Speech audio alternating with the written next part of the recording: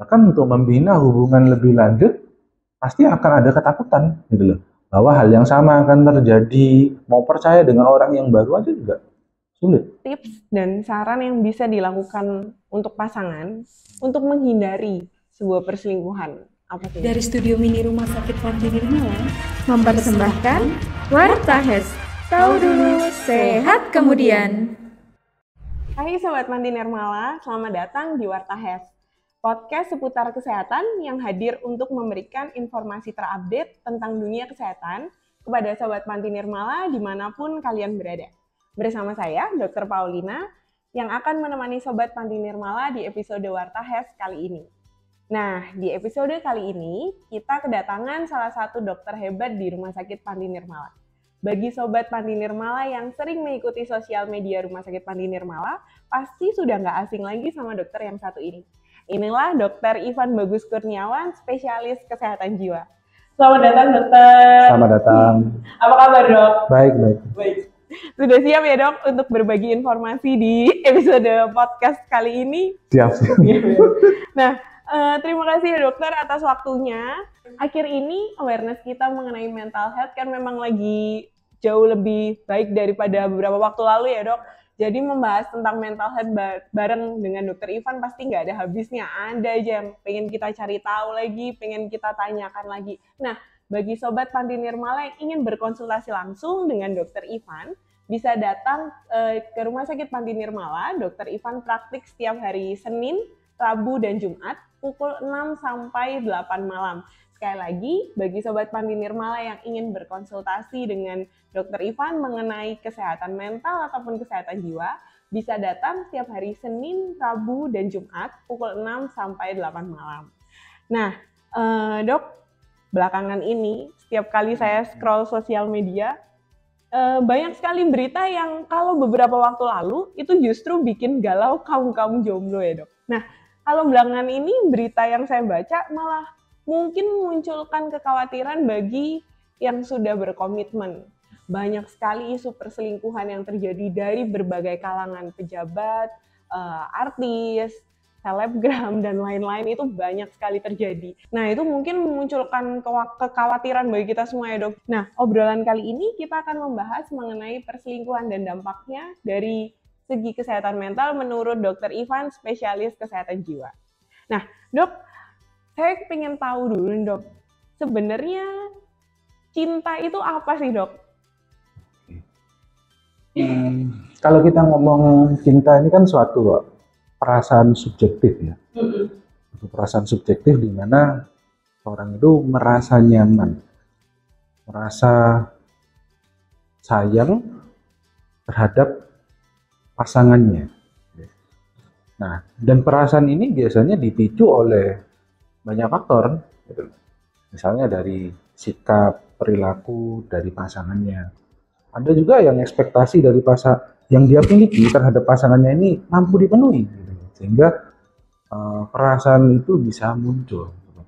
Karena biasanya pasti sebelum memutuskan untuk berkomitmen dengan seseorang jangka panjang, pasti kan awalnya akan ada karena alasan cinta dan lain-lain. Makanya tadi saya pengen tahu dulu mengenai cinta itu apa. Nah, biasanya setelah dua orang sama-sama saling mabuk cinta mungkin ya, dok ya, sama-sama saling merasakan cinta, mereka mulai berani untuk mengambil komitmen jangka panjang. Nah, mengenai yang terjadi belakangan ini tentang isu perselingkuhan, apakah komitmen jangka panjang dan perselingkuhan itu memang sulit sekali dipisahkan, dok?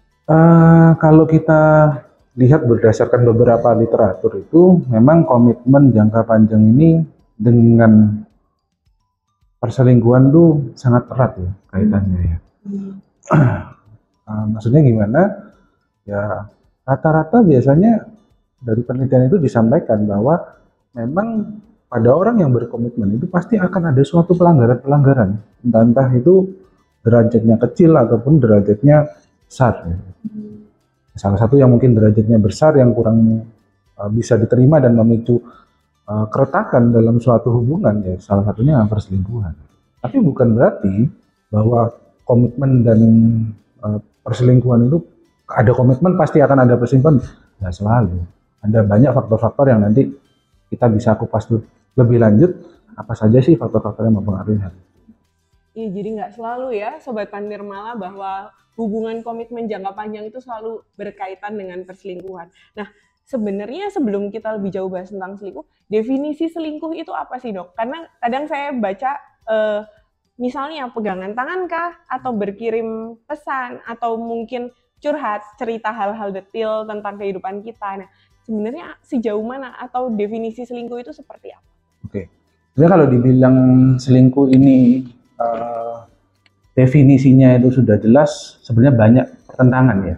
Tapi kalau kita ingin dapat salah satu definisi yang cukup komprehensif, kita bisa ambil dari seorang ahli yang kita sebut namanya itu Thompson. Beliau ini menyampaikan bahwa perselingkuhan itu ada 3 syarat. Yang pertama, ada suatu tindakan yang dilakukan di luar suatu hubungan. Jadi misalnya si A membina hubungan dengan B pada suatu komitmen. Ini tindakannya dilakukan di luar itu. Dan tindakan ini tidak mendapatkan restu atau persetujuan dari pasangannya. Dan tindakan yang dilakukan itu bisa berupa suatu tindakan emosional ataupun tindakan seksual. Seperti itu. Nah, tindakan seksual ini dibagi juga dari bentuk-bentuknya, ada dari suatu menggoda, kemudian juga pegangan tangan, ciuman, bahkan melakukan hubungan seksual. Kalau yang emosional itu bentuknya bukan lebih ke arah hubungan seksual ya, tapi lebih ke arah kenyamanannya. Dia jadinya lebih perhatian sama orang luar yang tidak atau di luar komitmennya. Dia jadi lebih banyak sharing, lebih banyak berbagi. Tapi harus juga menjadi catatan ya. Biasanya orang luar ini juga bukan keluarga. Gitu. Karena kan kalau orang luar ini kan juga bisa keluarga ya. Keluarga ini kalau kita menganggap itu sebagai suatu perselingkuhan ya kayaknya agak kurang cocok. Gitu.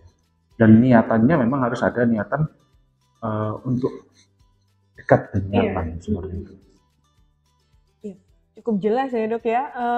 Nah, kalau dari sumber yang ada, Dok, biasanya angka kejadian selingkuh itu lebih sering ada pengaruhnya nggak, Dok? Misalnya lebih sering pada laki-laki atau pada perempuan di usia-usia tertentu atau gimana?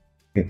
Kalau dari data dari penelitian sendiri, sebenarnya kalau memang penelitian-penelitian yang terdahulu itu menyampaikan bahwa laki-laki sama perempuan itu lebih banyak laki-laki yang melakukan kegiatan perselingkuhan ya. Nah, tapi riset yang terbaru atau penelitian yang terbaru menyampaikan sudah tidak ada perbedaan tuh antara laki-laki atau perempuan terhadap tindakan perselingkuhan itu. Jadi sudah sama aja gitu lah, tidak ada bedanya. Laki ataupun perempuan bisa untuk melakukan satu tindakan perselingkuhan. Berarti sama seringnya ya, Dok ya, antara laki-laki atau perempuan kalau akhir-akhir ini. Nah, sebenarnya faktor resiko sampai salah satu dari pasangan itu berselingkuh, itu apa aja sih, Dok? Kalau kita ngomong faktor resiko itu ada banyak ya. Jadi misalnya terkait dengan kondisi sosial ekonomi.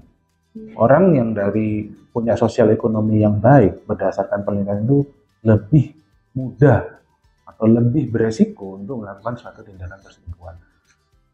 Pendidikan itu juga dikatakan berpengaruh. Gitu. Yang pendidikannya lebih tinggi juga disampaikan itu memiliki resiko yang lebih tinggi.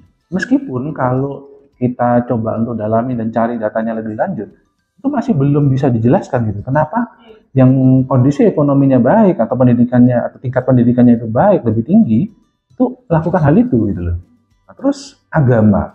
Orang yang memeluk suatu agama atau punya keyakinan di suatu agama tertentu dan memeluk itu dengan baik itu merupakan suatu faktor protektif gitu.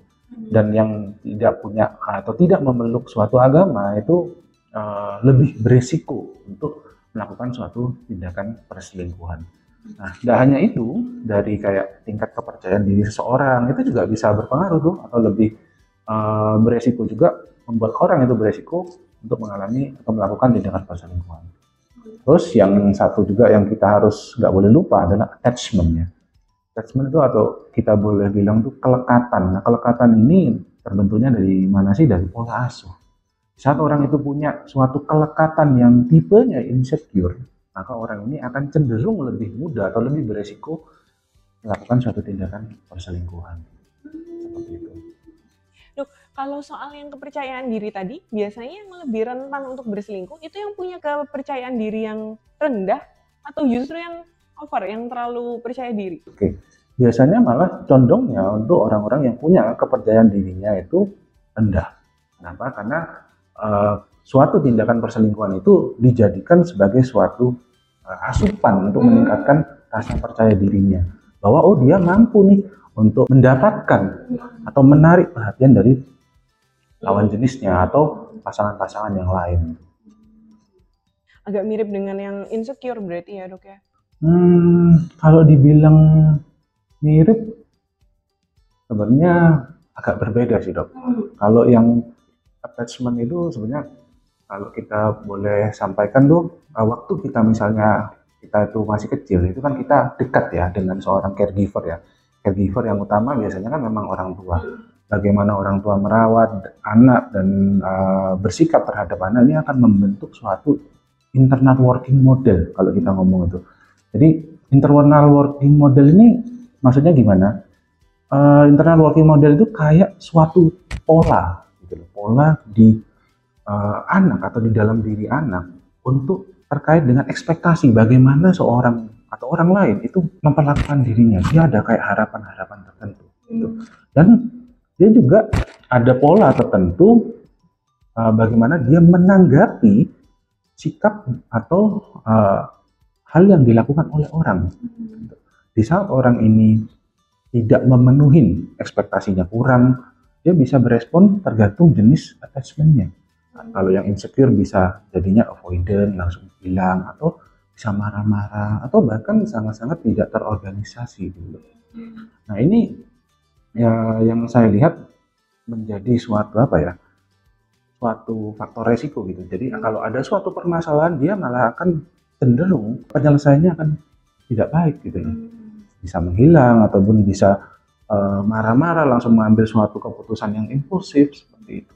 Agak berbeda dengan yang tadi untuk mengisi harga diri ya seperti itu.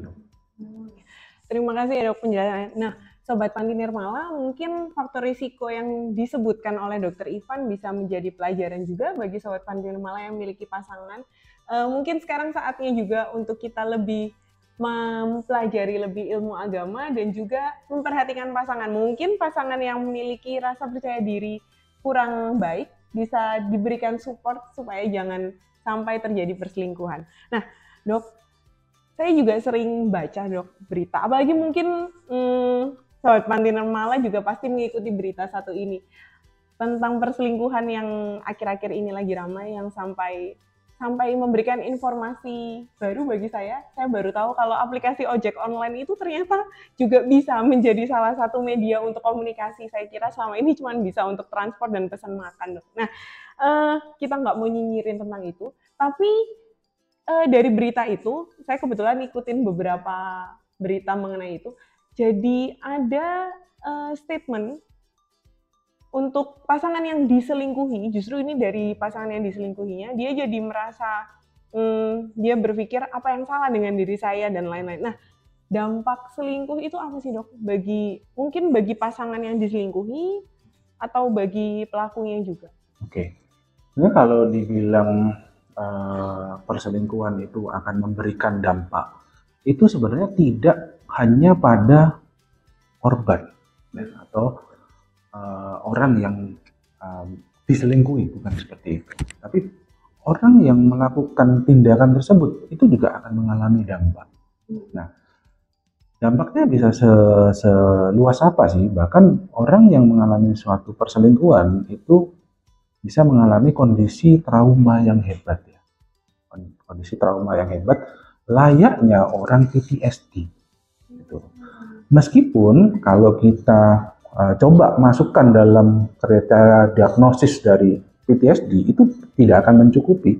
Kenapa? Karena ada satu kriteria dari PTSD, yaitu kriteria pertama bahwa harus ada suatu stresor yang mengancam integritas diri yang harus dialami, itu yang tidak akan pernah terpenuhi.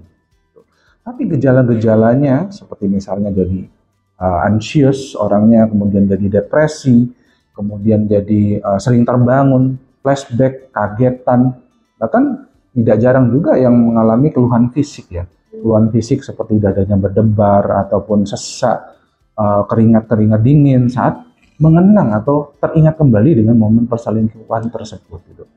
Dan tidak jarang pula yang dari perselingkuhan itu yang sampai melakukan tindakan bunuh diri.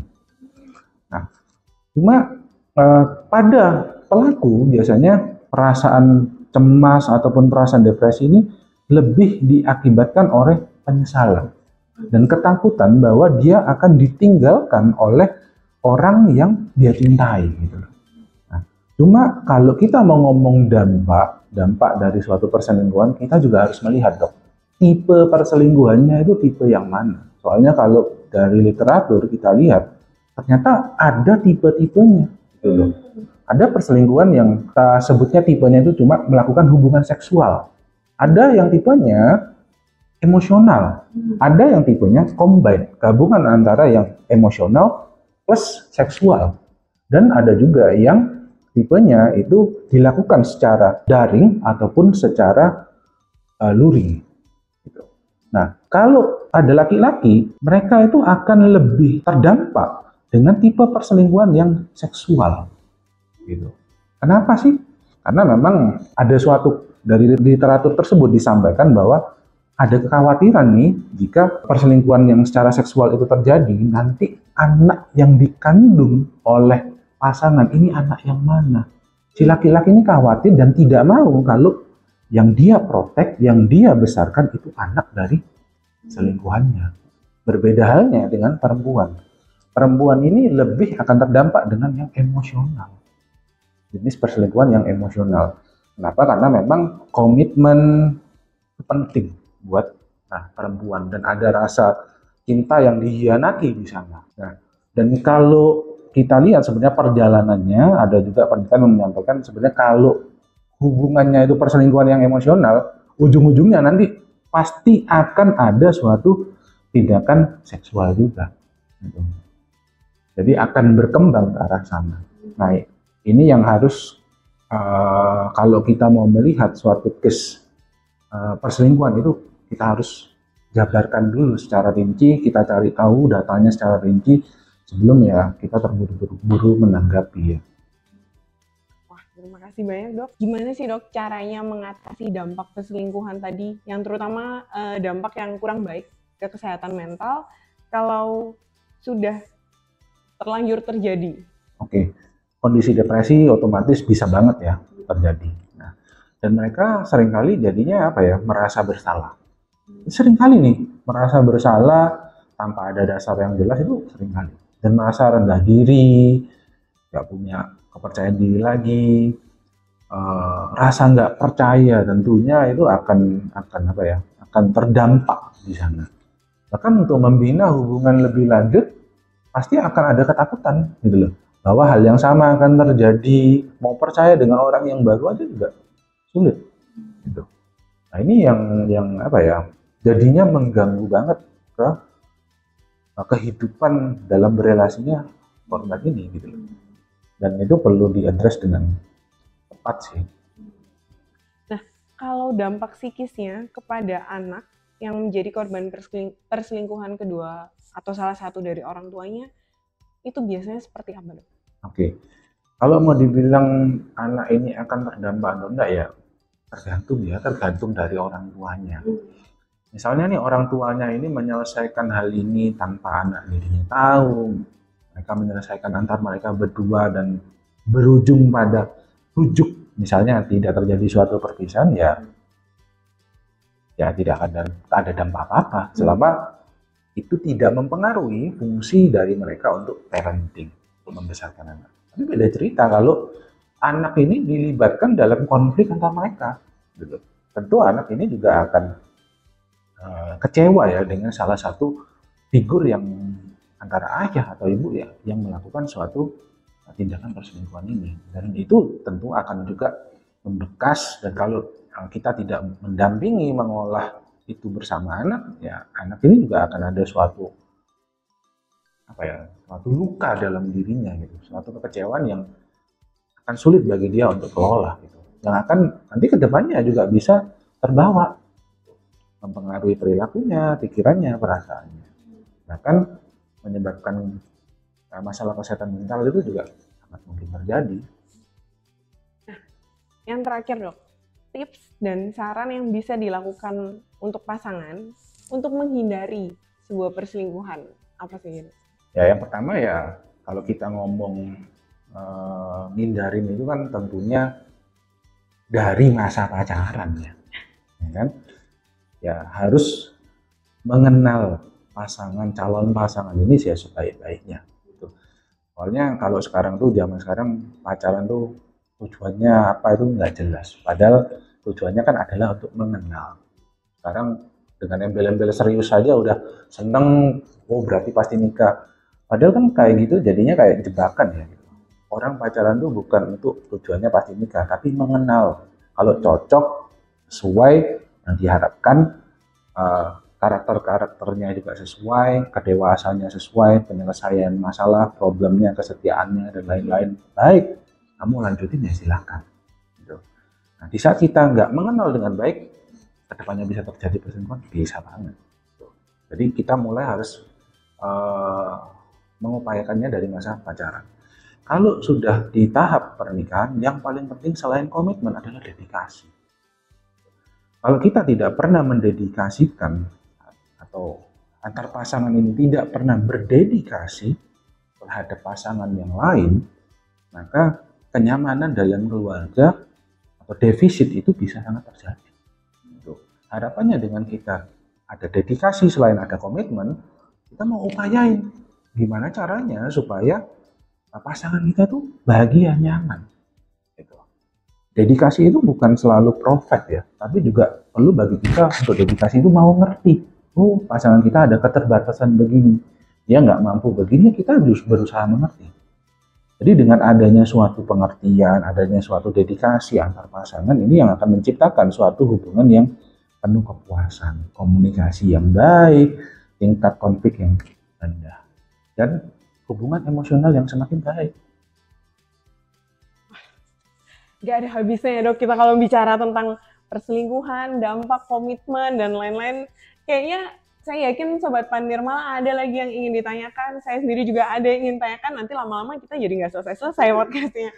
Nah, jika Sobat Pandirmala ada yang mengalami kejadian yang mungkin memang kurang mengenakan dan ada hal-hal yang mengganggu kesehatan mental, kesehatan jiwa, jangan dipendam dan jangan ragu untuk konsultasi dengan Dokter Ivan, karena ternyata penting untuk kita ya dok memberi perhatian ke kesehatan mental sama seperti kita memberikan perhatian juga ke kesehatan fisik kita.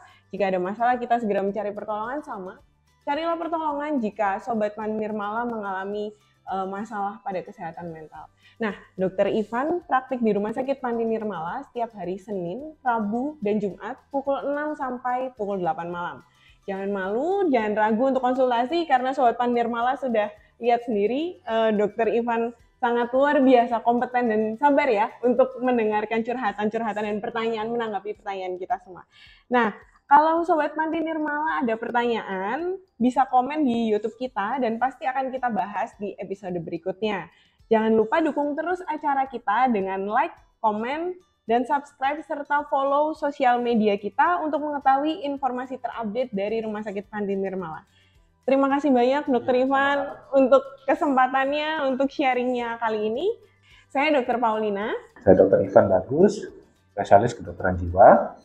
Pamit undur diri, salam sehat, dan sampai bertemu lagi di episode Wartahes selanjutnya. Wartahes, tahu dulu, sehat kemudian.